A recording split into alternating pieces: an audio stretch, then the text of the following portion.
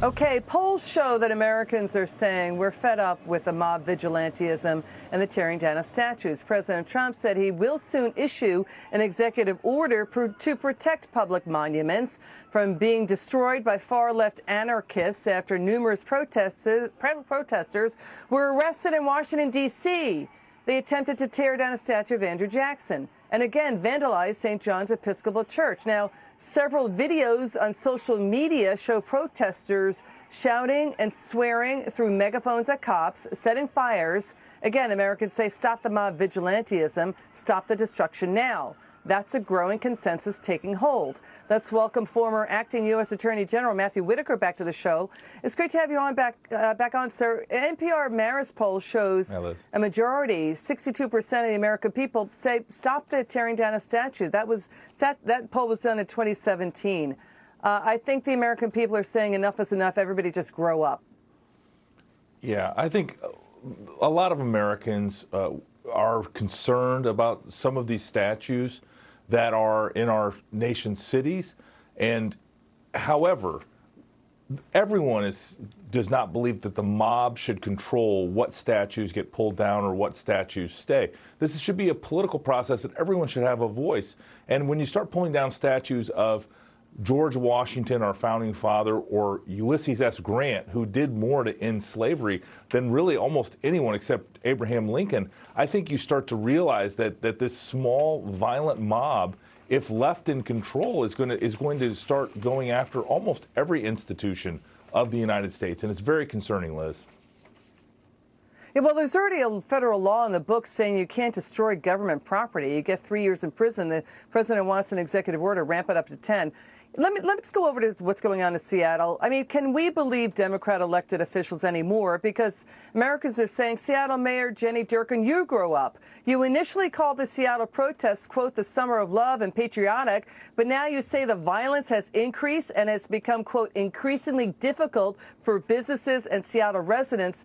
Sir, protesters are now saying, you know, they're now ordered to get out of the district that they seized.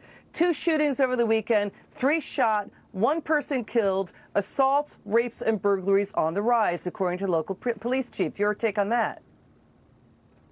Well, this is what happens when anarchy is allowed to take hold. And when you kick the police out of an area of a major city, you should expect these types of outcomes. And it's a shame that the Seattle mayor and the political leadership in Washington allowed this to happen, and really to the detriment of not only the citizens of Seattle, but those small business owners and the people that live inside of that zone that was declared. And we need to understand that every city is threatened by these autonomous zones if our political leaders don't step up and allow the police to do their job, and that is to keep every citizen safe and free from harm. These crimes that you mentioned aren't even allowed to be investigated because the police aren't allowed to go into this zone right now. Yeah, that's amazing. The police were blocked from trying to help victims in the zone, too. That happened elsewhere in the city. Here's the other story. Let's get back to the tearing down of statues, because President Trump condemned a decision by New York City Mayor Bill de Blasio to remove the statue of President Theodore Roosevelt in front of the Museum of Natural History in the city. Activist Sean King says now, yes, tear down statues of Jesus because he looks white. Now, sir, White House Press Secretary Kayleigh McEnany asks, where do you draw the line? Because apparently the line goes back to Gandhi.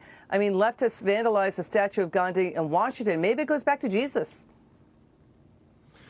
Yeah, I don't think this ends. I think really anything that points to history or, sort of our shared humanity is at risk of being torn down because it offends someone that doesn't agree with, I guess, the founding of America or the tenets on which we stand. You know, we need to reflect the values as a society of all citizens, and we need to also look at and make sure that we aren't constructing objects to celebrate, offensive parts of American history, but at the same time, this cannot be allowed to have the mob decide what's to be torn down, or to have feckless political leaders that have no backbone in these single-party cities and states determine kind of what is, a work of art and what needs to be torn down because of political correctness. And so, you know, Liz, I think there's a lot more to come on this, but we should not expect it to end anytime soon, unfortunately. Yeah, they're want to tear down statues of Union General Ulysses Grant, also abolitionist Matthias Baldwin. Let's move on to this. Senator Tom Cotton quoted Abraham Lincoln and our founding fathers. He's saying the real victim of mob rule and mob vigilantism is the spirit of civic mindedness. He's saying that's what's necessary to preserve our republic. And Senator Mitch McConnell blasts the far left for the push to tear down statues nationwide. Let's watch this. We cannot tolerate mob rule, and we cannot allow it to go unpunished. While local authorities would usually take the lead in prosecuting these crimes, unfortunately, many of them seem unwilling to stand up to the mob and uphold the rule of law. Therefore, I call upon the Department of Justice to bring charges against these mob vigilantes, prosecuting them to the fullest extent of the law. Our founding fathers are being roped to the ground like they were Saddam Hussein. You know, but we have New York governor saying tearing down statues, quote, is a healthy expression. What's your reaction to that?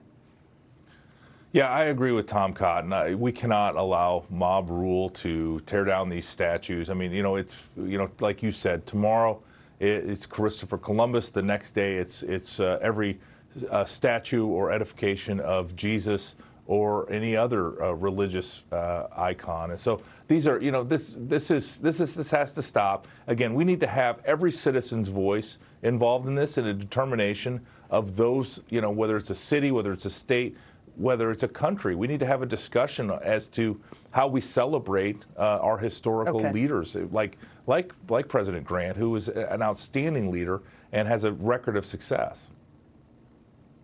Matthew Whitaker, thank you so much. Great to see you. Thank you, Liz. Good to see you.